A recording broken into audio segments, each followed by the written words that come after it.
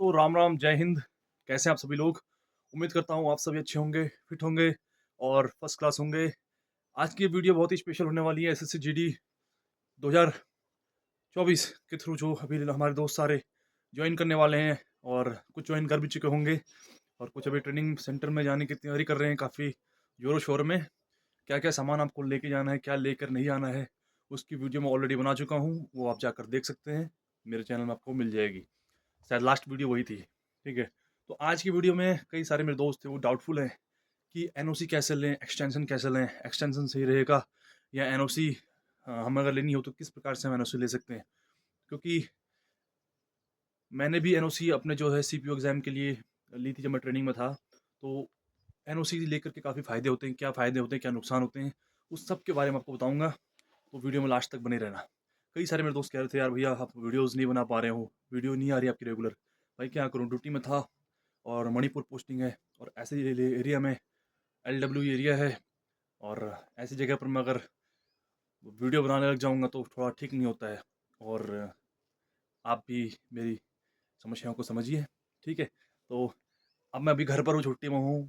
तो उत्तराखंड ये peaceful area है, यहाँ पर मैं कुछ भी बना सकता हूँ आपके लिए, कोई दिक्कत नहीं है।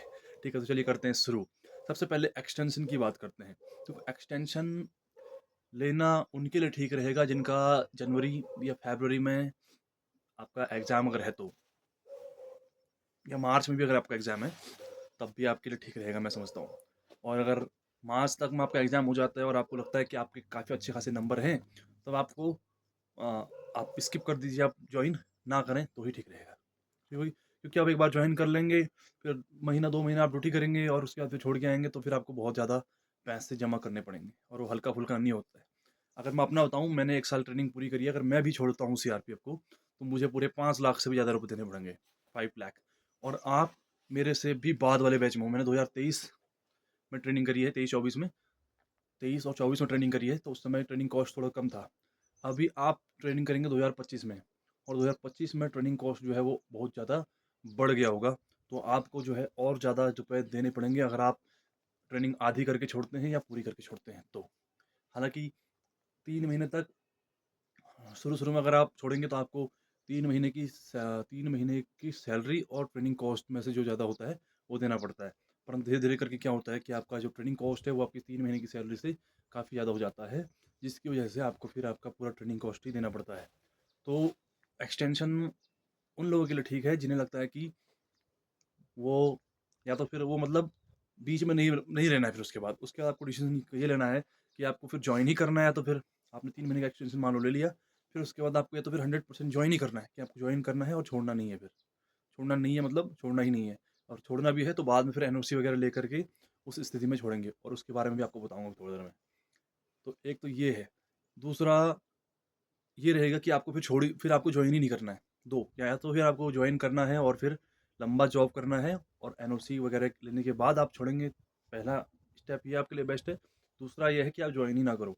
मान लो आपने एग्ज़ाम दिया, किसी मेरे दोस्त का 8 मार्च को सीपीओ मेंस का एग्ज़ाम है, उसकी आंसर की आ जाएगी मान लो 5-7 दिन में, तो आपको पता लग जाएगा कि आपके मार्क्स कितने हैं या कितना आप स्कोर कर पा रहे हैं, आपका सिलेक्शन होगा या नहीं होगा। तो फिर आपको मालूम पड़ जाएगा कि हाँ भाई मेरा सिलेक्शन होने वाला है इसके थ्रू। तो अब उस बढ़िया रहेगा आपके लिए कि आप एसएससी जीडी से ज्वाइन ना करो, पहला। दूसरा, आपको लगा कि मेरे अच्छे नंबर नहीं हैं, तो आपने जो है सीधे ज्वाइन कर लिया और फिर आपको ट्रेनिंग पूरी करनी पड़ेगी और बीच में छोड़ने से फिर फ़ायदा भी नहीं है। ठीक है, एक्सटेंशन का ये है। एक्सटेंशन कोई बहुत बड़ा मुश्किल काम नहीं है, मैं आपको बता दूँ।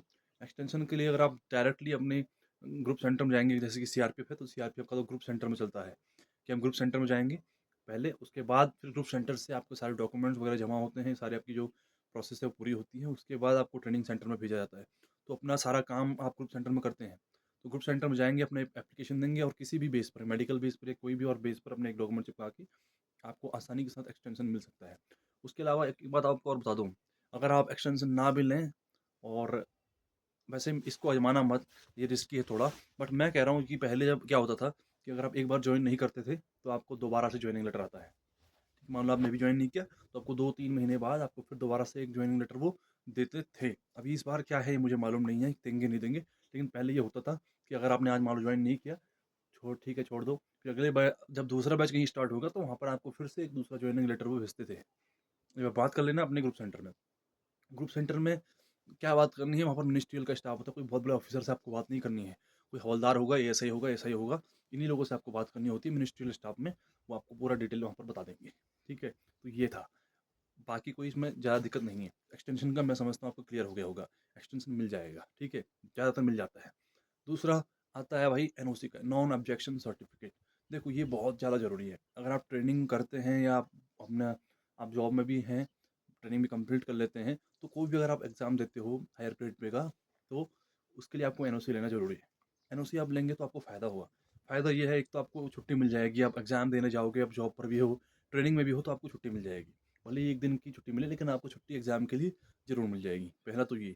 दूसरा है दूसरा फ़ायदा इसका ये है कि जब आप ट्रेनिंग आपकी कंप्लीट आपका जब आप छोड़ते हैं जब आप फ़ोर्स को, मान लो मैं अगर मेरा सीपीओ में इस बार होता है, सीपीओ से अगर मैं सही बनता हूँ इस बार, तो मुझे कोई भी पेमेंट नहीं करना पड़ेगा। ठीक है? ये बहुत बड़ा फ़ायदा है। और इससे ज़्यादा और बताओ क्या चाहिए आपको, है ना? जहाँ तक मैंने सुना है, जहाँ तक मेरी नॉलेज है, वो वहाँ तक इतना ही है कि अगर आप मतलब अगर मैं सीपीयू से जाता हूँ, इतना सीपीयू का तो मुझे कंफर्म मालूम है कि मुझे पेमेंट नहीं करना पड़ेगा। बाकी अदर सिविल जॉब्स का पेमेंट करना पड़ता है या नहीं करना पड़ता है, इसका मैं श्योर नहीं हूँ। पर हाँ, अगर सीपीयू से या असिस्टेंट कमांडेंट आप बनते हैं अगर सीएपीएफ के थ्रू, तो आपको कोई पेमेंट नहीं करना पड़ता है। तो कोई पेमेंट नहीं करना, कोई भी आपको छुट्टी आराम से मिलेगी। तो ये 2 चीज़ें हैं, आपको एनओसी लेने के बाद मिलती हैं। और एनओसी कैसे लेनी है? जब आपका नोटिफ़िकेशन आता है। अभी तो आप ट्रेनिंग सेंटर में जाओगे, तो जब भी आपका सीधा आपको जो भी एग्ज़ाम फॉर्म भरना है, तो आपको क्या करना है, जब आपका एग्ज़ाम नोटिफ़िकेशन आता है, नोटिफ़िकेशन का एक पीडीएफ आता है, आपको पता होगा, पहला पीडी पेज उसका रहता है, उसमें लिखा रहता है कि कब से कब तक फॉर्म चालू रहेंगे, कब से कब तक जो है इसकी एलिजिबिलिटी क्या है, एलिजिबिलिटी क्राइटेरिया क्या है, या फिर उसमें सबसे जो मेन चीज़ होता है, वो आपका ग्रेड पे लिखा रहता है कि इसका जो ग्रेड पे है वो 35,700 है, 2000 मतलब 21,700 है, 35,400 है, वो उसका ग्रेड पे लिखा रहता है। उसका पे लेवल लिखा रहता है, पे 6 इतना लेवल का है, उतना लेवल का है। तो वो जो पेज है, फ्रंट पेज, उसका आपको फ़ोटोकॉपी लेना है सबसे पहले। उसका फ़ोटोकॉपी आपको लेना है। उसके अलावा आपको एक एप्लीकेशन साथ में उसके अटैच करनी होगी कि सेवा में श्रीमान, है ना? डीआईजीपी, आपका अगर आरटीसी है तो आरटीसी ये, और नहीं तो जीसी है तो जीसी ये, को आपको एक लिखना है कि मैं जो है अभी वर्तमान में इस पद पर आपकी ट्रेनिंग सेंटर में ट्रेनिंग कर रहा हूँ और मुझे जो है इस पद के लिए जिसका ग्रेड पे जो है इससे हायर है, और जितना भी है ग्रेड पे वो आपको लिखना पड़ेगा, इतना ग्रेड पे है, उसके लिए मैं जो है मुझे एनओसी की आवश्यकता है, तो कृपया करके मुझे एनओसी उपलब्ध कराएँ। आपको 2 महीने में, 1 डेढ़ 2 महीने में आपको एनओसी आपको प्राप्त हो जाएगी। और इसके लिए ज़रूरी है आप अपने राइटर के साथ कॉन्टैक्ट रखें, जो आपकी कंपनी का राइटर होगा या विंग का जो राइटर होता है अनुसार, वो आपको टाइम टाइम पर बता देंगे कि क्या प्रोग्रेस चल रही है और आपका एनओसी जो है वो आया है या नहीं आया है। तो ये 2 चीज़ें हैं, बहुत ज़्यादा ज़रूरी हैं, और ख़ास करके एनओसी वाला जो है, एनओसी तो बहुत ज़्यादा इंपॉर्टेंट है। और आप जब भी जाते हैं आप ट्रेनिंग सेंटर में, अब जो भी आपको फॉर्म भरना है, तो उससे पहले आप जो है एनओसी के लिए अप्लाई ज़रूर करना। ठीक है? तो ये 2 चीज़ें थी जिसके बारे में आप सभी को बहुत ज़्यादा डाउट्स था, तो सोचा क्यों ना आपका डाउट मैं आज इस वीडियो में क्लियर कर दूँ। उम्मीद है आपका जो भी डाउट्स होंगे एनओसी और एक्सटेंशन को लेकर के, वो क्लियर हो गए होंगे। और कोई भी आपको इन्फॉर्मेशन चाहिए तो आप मुझे कमेंट सेक्शन में कमेंट कर सकते हैं, नहीं तो आप मुझे डायरेक्ट मेरे इंस्टा आईडी है @irohit UK01, वहाँ पर आप मुझे मैसेज कर सकते हैं। मैं आपके मैसेजेस का हमेशा रिप्लाई देने के लिए तैयार हूँ। ठीक है? तो फिर मिलेंगे, तब तक के लिए बाय बाय, टेक केयर, जय श्री राम, जय हिंद, बाय।